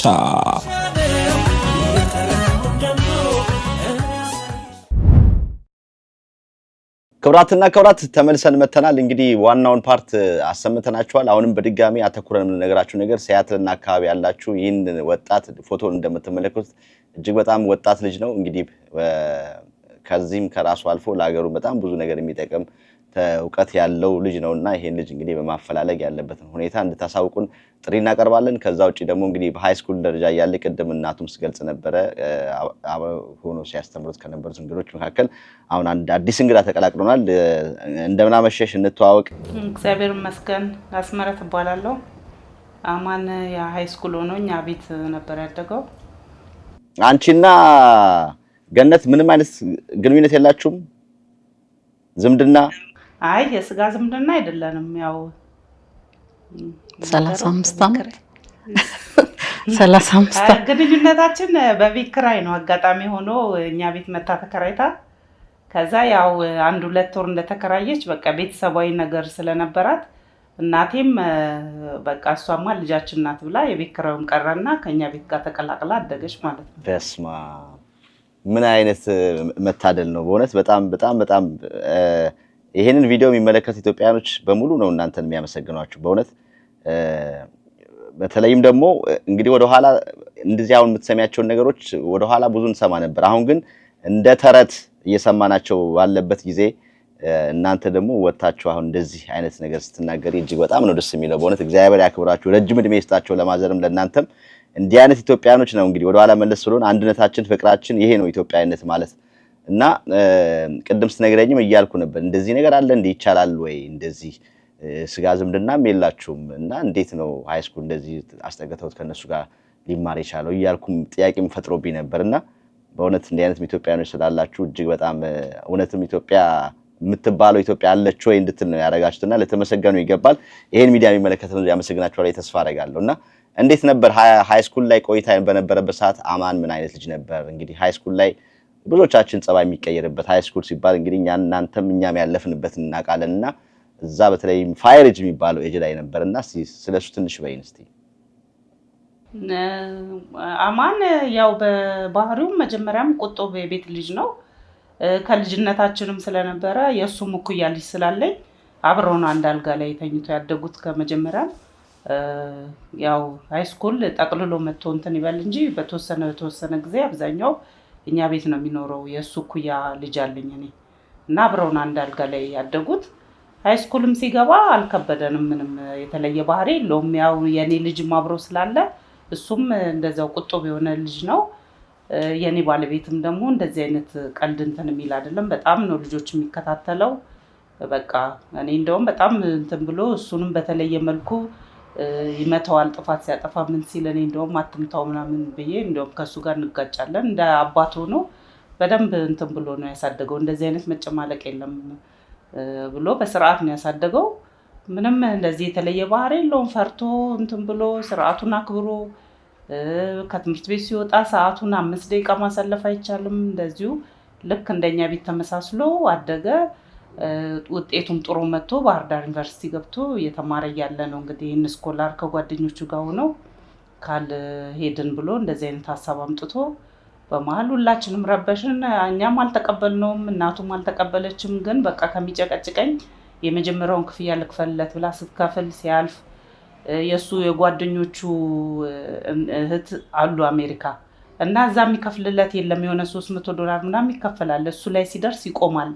በቃ አትበሳጭ ምናምን ስትለኝ ከባህር ዳርም እንዳይመጣ እያደረግን እንትን ስንል እሱ የጓደኞቹ እህቶች እንደገና ደግሞ እሱንም $1 ሲከፍሉለት ከጓደኞቹ ጋር ሳይለዩት ሲከፍሉለት የእነሱ ሳይሳካ አጋጣሚ ሆኖ የእሱ ተሳካለት እና በቃ በጣም እኛ አላመንም። ተመታልን ብሎም ሲመጣ አላመነውም ነበር። በእንደዛ ሁኔታ ነው የሄደው። እኛ ራሱ ደግፈነው ምናምን አግዘነው አይደለም፣ በራሱ በቃ እንደዚህ ከጓደኞቹ ጋር ሆኖ ሞከረና የእነሱ እንደውም አልተሳካም፣ እሱ ብቻ ተሳክቶለት ሄደ። እንደሄደም ደግሞ የሚገርመው ገና 2 ወር ነው 1 ወር ነው ሲያትል በገባ እንትን ብሎ ወዲያው ነው ወርክ ፐርሚት እንደወጣ ለገና ነው ምን ነበር እኔ ግንቦት ልደታ ስለትም ተስሎ ነበር። እዛ ሰፈር ውስጥ ቁጭ ብለን ምናምን እንደቀልድ እንትን ያልነው ለሱም በግ መግዣ ብሎ ላከ። ለጎረቤት $200 ላከ፣ ለእናቱ $100 ላከ። ከዛ እንደዛ ባለበት ሁኔታ ላይ ከዛ በቃ ትንሽ እየጠፋ ግንኙነቱም ከእናቱ ጋር ብቻ አደረገ። ስልኩንም ቀየረ። ለሷም በሚያገኛት ብቻ አድርጎ እሷም ብቻ አልፎ ማግኘት ጀመረ። ከዛ ጠፋ በቃ ከዛ ወዲያ እና አሁን ደግሞ እናቱ ጥሩ ሁኔታ ላይ አይደለችም ያለችው። በጣም በቃ ለብቻዋ የምትሆንበት ሁኔታ ላይ አይደለችም። ለዛም ነው አሁን እኛ ጋር አድርገን በጣም ስራው ለን እስክንመጣ ድረስ ራሱ ስራ በቃ ግድ ሆኖብኝ ነው እንጂ የሚሄደው እሷን ቤት ውስጥ ጥሎ መሄድ ራሱ በጣም ከባድ ሁኔታ ላይ ነው። እና አማን ይሄንን የሚሰማ ከሆነ እባክህ ለእናትህ ታስፈልጋታለህ። በቃ እናትም አባትም እሱንም ብላ ህይወቷን ሁላ ነገር ትታ በቃ ስራዋንም መስራት አልቻለችም። በሱ ጭንቀት ሁሉ ነገሯን ነው የተወችውና ለሷ ሲል በቃ እንደው ካለበት ወጥቶ አለው ቢላት ጥሩ ነው። የሷ ነገር በጣም አሳስቦናል። በቃ ልጨክንም አልቻለችም። እኛ ብዙ መከረናት ነበረ፣ ምንም ልጨክን አልቻለችም። በቃ ምንድነው አሁን ያሳሰበው? በጣም አይኖ ጭንቀቷንማ ሁላችንም ተረድተናል፣ እንረዳለን። እንደው እናንተ ደግሞ በቅርበት ናችሁና ምንድነው የምታዩት ነገር? በቃ እኛ ግራ ገብቶናል። የሱም ነገር ግራ ገብቶናል። እሷም ደግሞ እንደዚሁ በቃ ምንም ያልወሰናት ቦታ የለም። በቃ ቢጨንቀን ጸበል እንወስዳታለን የሱን ነገር በቃ እንትን ብላ ወደ ህይወቷ እንድትመለስና ጤናዋ እንድትጠብቅ ብዙ እየጣርን ነው። አሁን ጥሩ ሁኔታ ላይ አይደለችም። ይሄ የመጨረሻ አማራጯ ስለሆነ ነው እና አማን ይሄን የምትሰማ ከሆነ እባክህ ለእናትህ ስትል በቃ እንደው ከልጅሽ ጋር መቼም አንድ አልጋ ተኝተው ነው ያደጉትና እድሜያቸውም እኩያ ነውና እንደው ከሱ ጋር የመገናኘት ነገር ይኖር ይሆን? ከሱ ጋር ማይደዋወሉም? ከሱ ጋር ምንም በቃ ግንኙነት ምንም አቆሟል። ከዛም በኋላ እንደሄደ ምንም ግንኙነት አቆሟል። እሱም ባህር ዳር ዩኒቨርሲቲ የተማረ ነበር። ያው አማንን ተከትሎ ነው የሄደው። እሱ አማንን ተከትሎ ነው ናውምም የሷም ልጅ ባህር ዳር ዩኒቨርሲቲ ሄደው አንድ ላይ ተከትሎት ነው። በአንድ አመት ያንሰዋል። አማን ቀድሞ ገባ አንድ አመት። እሱ አማን ፕሮሰስ ደርሶ ሲሄድ ደግሞ የኔ ልጅም ባህር ዳር አጋጣሚ ደረሰውና እሱ ዛም ሲሄድ ኔትወርክ የለም። እንደዚሁ ደግሞ መጥፎ ጥሩ ነገር አልነበረም። ባህር ዳር እንትን ኔትወርክ የለም ዩኒቨርሲቲ ውስጥ ላይ ገናኙ አልቻሉም። በቃ በዛው እንደተለያዩ አሁን የኔ ልጅ ተመርቆ ጨርሶ መጥቷል እና ከሱ ጋር ምንም ግንኙነት የለውም። ያኔ እንዳቆመ ነው በቃ ከሄደ በኋላ ምንም ተገናኝቶ አያውቅም። ጥሩ እንግዲህ የምትጨምሪልን ነገር አለ አስመረት? ሌላ ምንም የለም። እንግዲህ አማን እንዲገኝ ነው የምንጸልየው። በቃ ከምንም በላይ ደግሞ ከምግብ ከምን ሁሉ ነገር ተገልላ ይኸው በእኛ እንትን በቀን አንድ ብርጭቆ ይችን ውሃ ነው በቃ የምትጠጣው እንጂ ምግብ ራሱን ቢብላናለች። ገነት እንደዚህ አልነበረችም። የባንክ ማናጀር ነበረች። እሱንም መስራት አቅቷት ትታለች። ብዙ ነገሯን ነው ለሱ ሲል የተዛባባትና በቃ ሕክምናም እየወሰድናት ነው፣ ጸበልም እየወሰድናት ነው። ግን እሷ በቃ የልጄን ድምጽ ሳልሰማ ምንም ልረጋጋ አልችልም። በቃ እሱ ነው እስትንፋሷና እንደው አማን እባክህን አማንን የምታውቁ ካላችሁ ለእናቱ ስትሉ እባካችሁ አፈላልጉለት ነው የምለው። እንግዲህ አማንም በሰላም ከእናቱ ጋር እንዲገናኝ ነው የምንጸልየው። እሷም ህይወቷ እንዲቀጥል ከእግዚአብሔር ጋር እንግዲህ እሱ ነው ጸሎታችን። ቴንኪው። እሺ እጅግ አድርጌ አመሰግናለሁ አስመረት። ቴንኪው።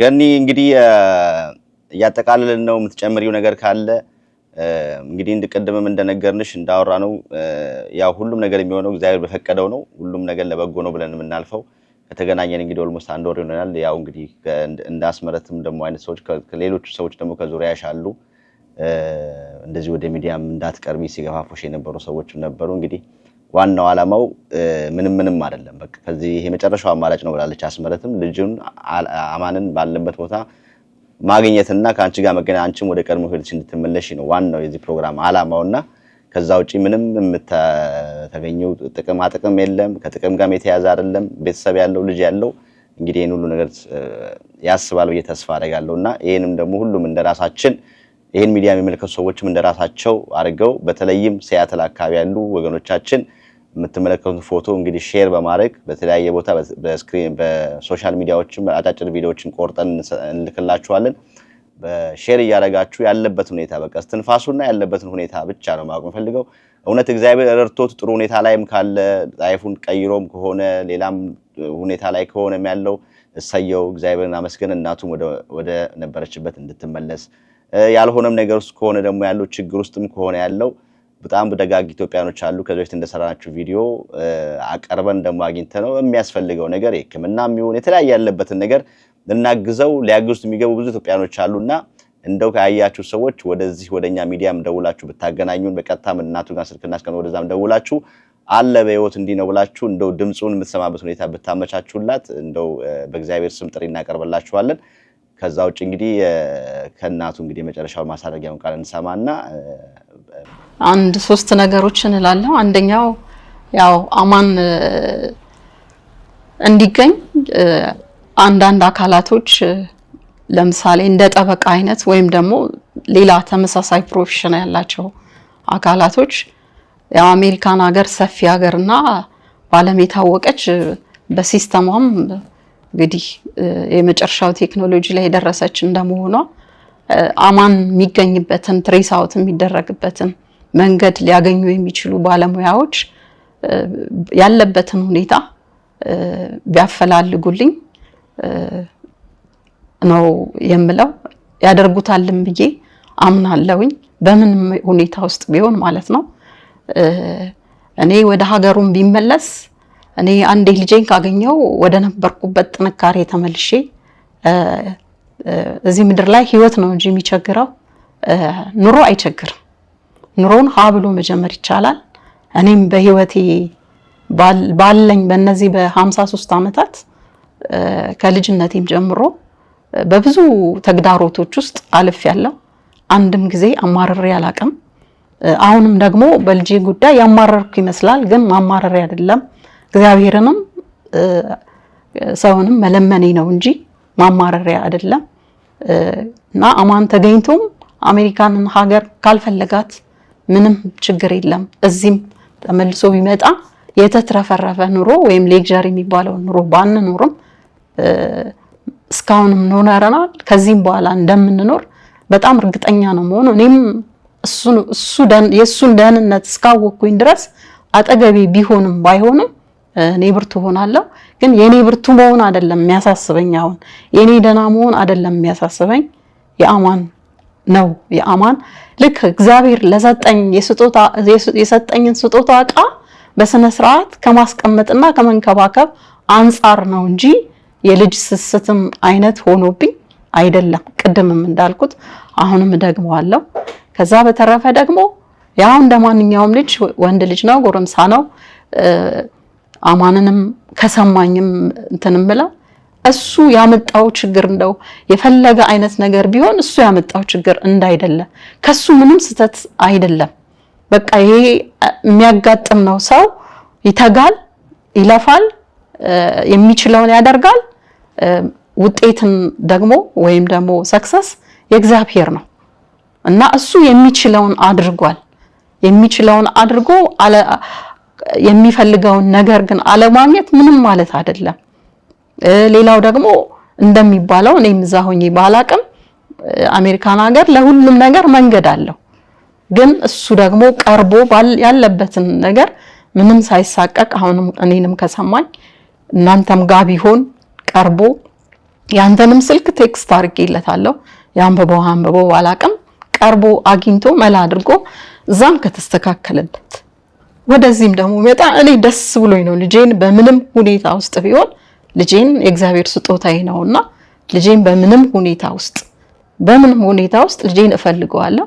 ለልጄ ሆነለታለሁ፣ እስካሁንም ሆኜለታለሁ። ምኖረውም ያው እሱ ሲቸገር እኔ ኦልሞስት ሁሉ ነገሬ ነው ሽባ የሆነው። አሁን ማገናዘብ እኔ እንደዚህ አይደለም፣ አሁን እንደማናገርህ አይደለሁም የነበርኩት። መልካምነት ከእግዚአብሔር ነው፣ ጥንካሬ ከእግዚአብሔር ነው። ህይወቴንም ሁሉ እግዚአብሔር አብሮኝ ነው ያለው። አሁንም ደህና የሆንኩት ስለበላው ስለጠጣው አይደለም። በቃ እውነት ነው እንዳለችው አስመረት ውሃም ፈልጌ የማረገው ነገር ቢኖር ውሃ ነው የምጠጣው። ውሃ መድኃኒት እንደሆነ ከልጅነቴም ስለማቅ ውሃን በጣም ወዳለሁ። ከዛ በላይ ግን እግዚአብሔር ነው የጠበቀኝ ያለው። እግዚአብሔር ደግሞ እዚህም ጋር ያስቀምጠኝ ለበጎ ነውና ለመልካም ነገር ነው ብዬ አስባለሁ። እና አማንን ሌላ ሁለተኛ ደግሞ የአማንን ጥሩነት ስጨምርልህ አማን በጣም ስዕሎች ልኬልሃለሁ። እንደ ተራ ነገር የሚስላቸው ስዕሎች በጣም ጥሩ ስዕሎች ናቸው። ጊታር ይጫወታል። ለክህሎቶች በጣም ቅርብ ነው። በቀላል ነገር ነው ሁሉን ነገር የመያዝ ችሎታ ያለው እና እኔ እንደ ልጄ ብቻ ሳይሆን እንደ አንድ ኢትዮጵያዊ ወጣት ያሳዝነኛል። ይሄም የሆነው በእኔ በድህነት ችግር ነው ወይም ደግሞ በኢትዮጵያ የድህነታችን ነው ይሄንን ያደረገው ወደዛ እንዲሄድም ያደረገው እንጂ የአቅም ችግር ሆኖ ምናምን አይደለም። በቃ የተደላደለ ሁሉ ነገር መልካም አይነት ቢሆን እዚህም ሆኖ መልካም ቦታ መድረስ ይቻል ነበረ እና የሱ ስተት ምንም የለበትም። እሱ ምንም ስተት እንዳልተሳሳተ ማወቅ አለበት። እሱ ችግር እሱ አሁን የገባበት ችግር ውስጥ በራሱ ምክንያት እንዳልገባ ነው እኔም ማምነው። ልጄ ስለሆነ ብቻ ሳይሆን እሱንም የመሰሉ ልጆች ማለት ነው እና አሜሪካን ትልቅ ሀገር ነች። እሷ ትልቅ ሀገር ስለሆነች ግን ሰዎች ሁሉ በትልቅ ሁኔታ ውስጥ ይኖራሉ ደግሞ አይደለም። እና አንዱም የኔና የኔ የልጅ ነገር ለሌሎችም ትምህርት እንዲሆን እሱ ብቻም ሳይሆን ደግሞ እንደዚህ አይነት ገጠመኝም ያላቸው ቤተሰቦችም ካሉ እንዴት ይሄንን ሁኔታ ይሄንን ተግዳሮት በምን መልኩም እንዳለፉት ለኔ ትምህርትም ቢሰጡኝ ምን ማድረግ እንዳለብኝ ቢነግሩኝ ቢያሳውቁኝ በጣም ፈልጋለሁኝ። ለምን የሆነው ነገር ምጠይቀው ምንድነው የተከሰተው? የሆነው ነገር አልገባኝም። ምን እንደተፈጠረ ሊገባኝ አልቻለም። ለምን መጀመሪያ ላይ ቢቸገር ኖሮ ይመስለኝ ነበር ትክክል ነው ብዬ አምን ነበር።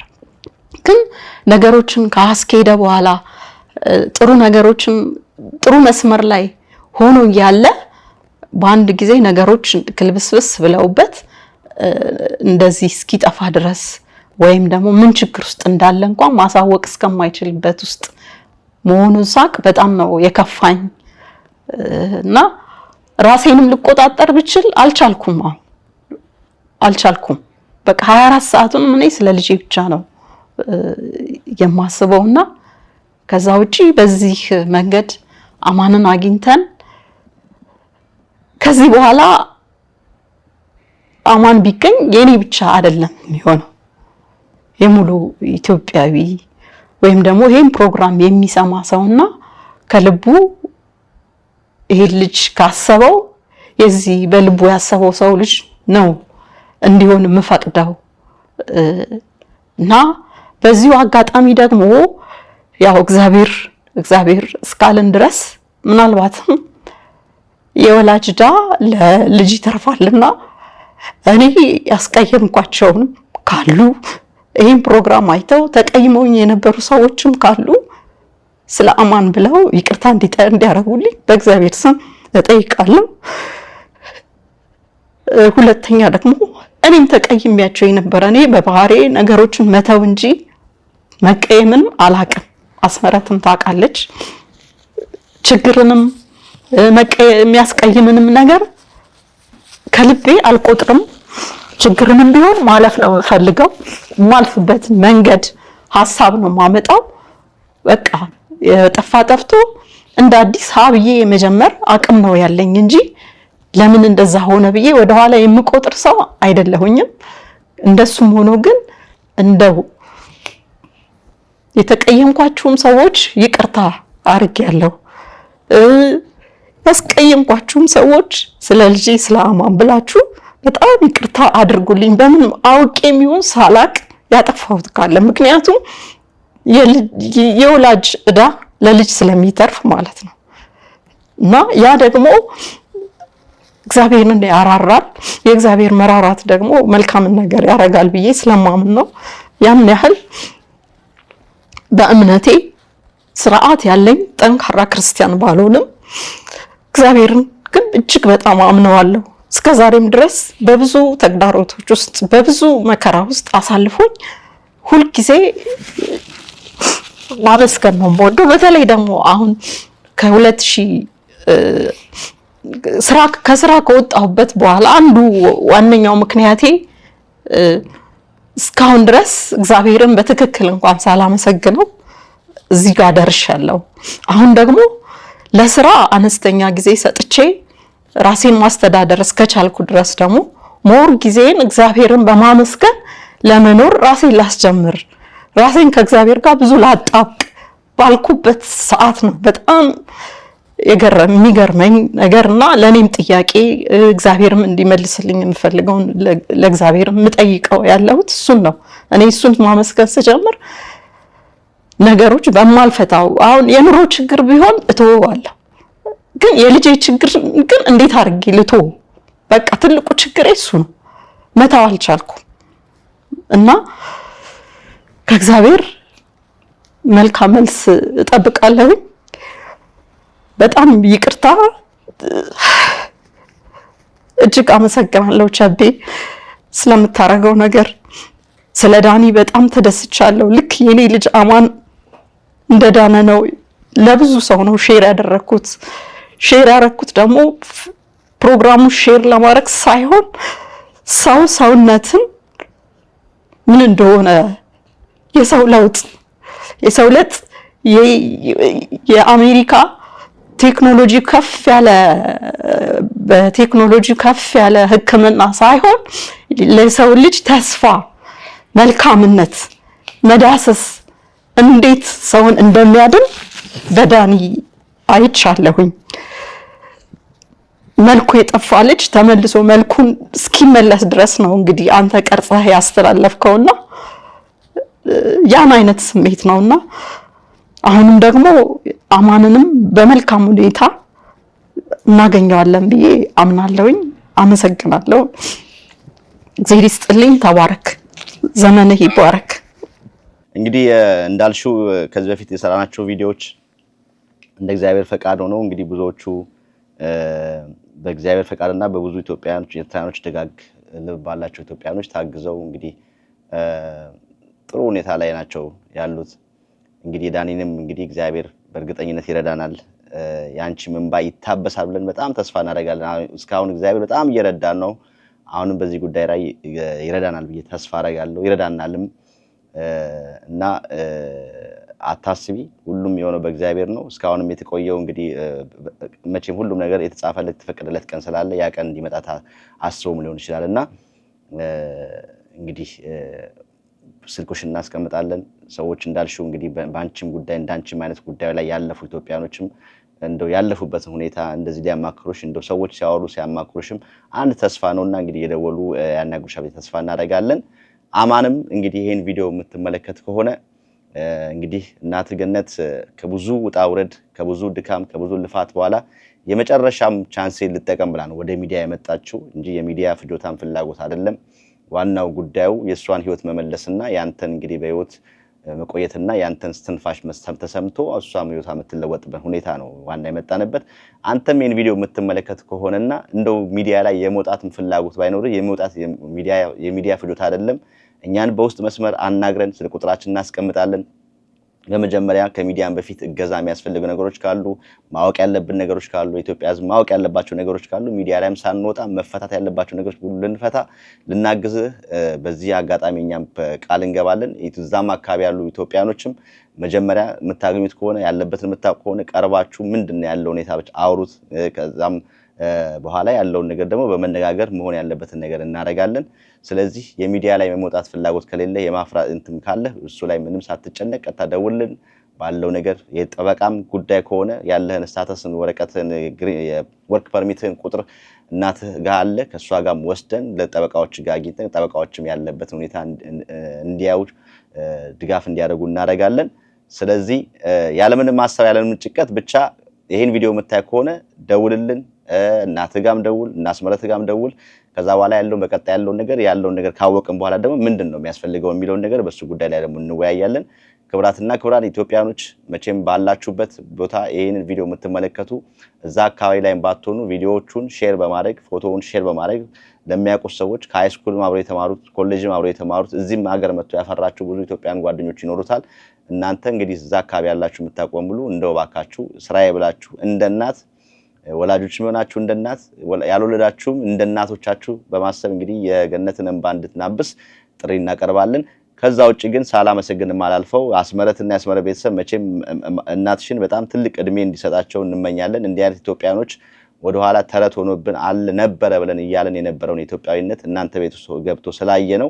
ከዚህም ቪዲዮ ደግሞ የሚመለከቱ ሰዎች የአማኑኤልን ማግኘትና የገነትን ህይወት መቀየር ብቻ ሳይሆን በእናንተም በሰራችሁት ነገር ባረጋችሁት ነገር ብዙ ኢትዮጵያኖች ከዛሬ እንዲህ ማድረግ ይቻላል ብለው ከእናንተም ትምህርት የሚቀስሙበት ቪዲዮ ነው ብዬ ነው ማስበውና ስላረጋችሁት ነገር ስለምታረጉትም አሁንም እንግዲህ እናንተ ያጠገብ ነው ያለችው እንግዲህ በብዙ ነገር እያገዛችኋት ነው። አሁንም እንግዲህ አንድ ነገር እስክንሰማ ድረስ በዛው ባለበት ሁኔታ እንድትቀጥሉ በዚሁ ጥሪ እናቀርባለን። እግዚአብሔር ይርዳችሁ፣ እግዚአብሔር ይስጣችሁ። ከዛ ውጪ ገኒ አንድ የምትይው ነገር አለሽ? ዋው ያንተኑ ምስጋና ለመቀጠል ነው። እውነት ነው። እኔ በሰው እድለኛ ነኝ። አስመረትም እና መላ ቤተሰቧን አንተ መስግናሃል።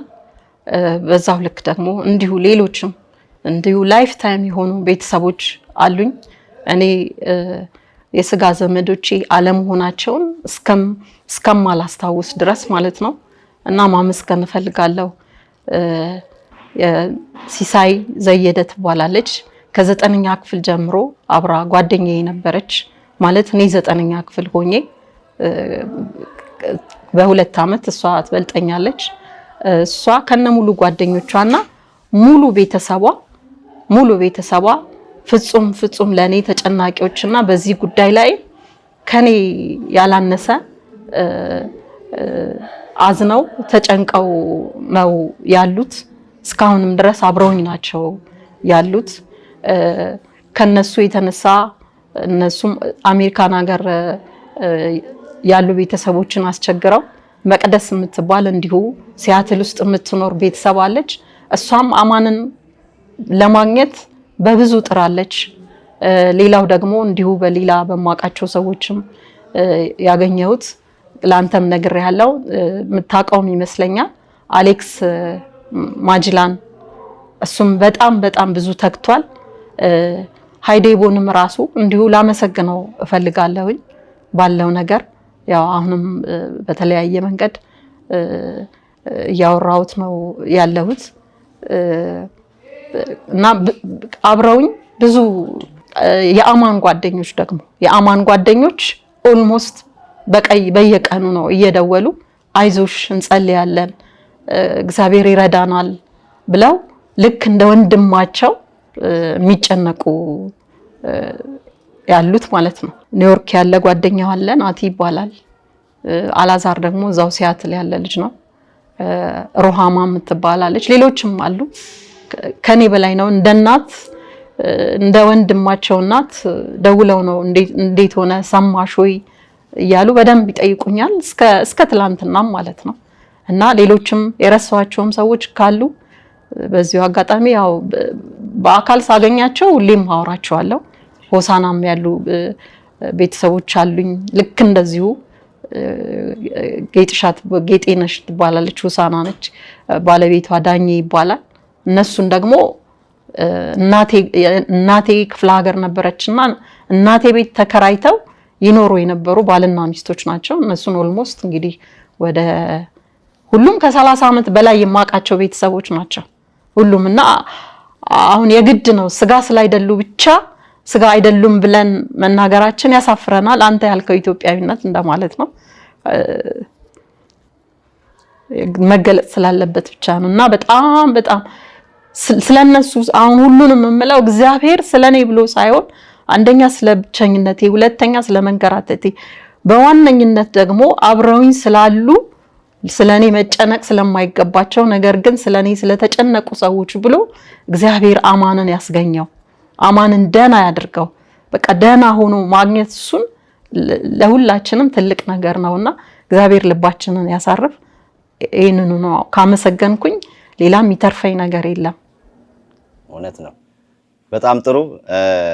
እንግዲህ ሁሉን ነገር ብለነዋል። ስልክ ቁጥርና ፎቶዎቹንም የኛንም ስልክ የገነትንም ስልክ እናስቀምጣለን። በዛ ቁጥር እየደወላችሁ እንግዲህ አማንን ያለበት ቦታ እንድትጠቁሙን ተስፋ እናደርጋለን። በእርግጠኝነት እንግዲህ በቀጣይ ቪዲዮ ደግሞ የምንገናኘው በደስታ ነው ብዬ ተስፋ አደርጋለሁ። እግዚአብሔር ይረዳናል፣ እግዚአብሔር ያግዘናል።